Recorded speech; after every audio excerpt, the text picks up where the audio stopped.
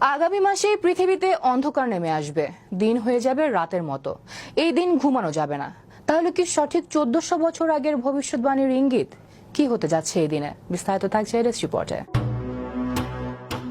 29 March 2026 দিনটির কথা মনে রাখার মতো, কারণ এই দিনে ঘটতে যাচ্ছে একটি বিরল জ্যোতিষ বৈজ্ঞানিক ঘটনা, বলয়াকার সূর্যগ্রহণ।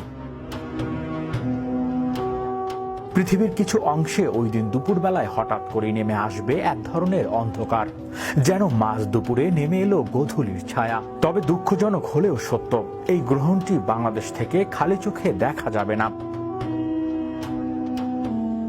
এদিন বাংলাদেশ সময় দুপুর 2:51 সূর্যগ্রহণ শুরু হয়ে সন্ধ্যা 6:44 পর্যন্ত স্থায়ী হবে। মোট সময়কাল প্রায় 4 ঘন্টা।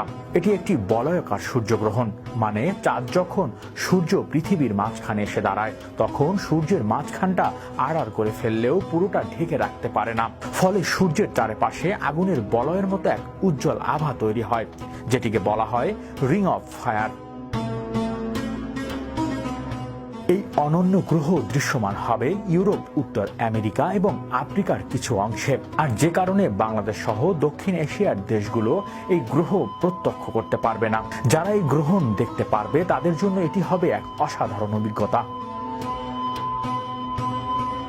তবে জ্যোতিষ বিজ্ঞানীরা বারবার সতর্ক করে দিচ্ছেন, এমন গ্রহণ খালি চোখে দেখা উচিত নয়, কারণ সূর্যের অতি বেগুনি রশ্মি চোখের জন্য মারাত্মক ক্ষতিকর হতে পারে। তাই গ্রহ দেখার সময় বিশেষ চোখের ফিল্টার বা নিরাপদ সোলার গ্লাস ব্যবহারের পরামর্শ দিচ্ছে বিজ্ঞানীরা। এবারে সূর্যগ্রহণটি ঘটবে বাংলার পঞ্জিকার চৈত্র মাসের কৃষ্ণপক্ষের আমাবস্যা তিথিতে।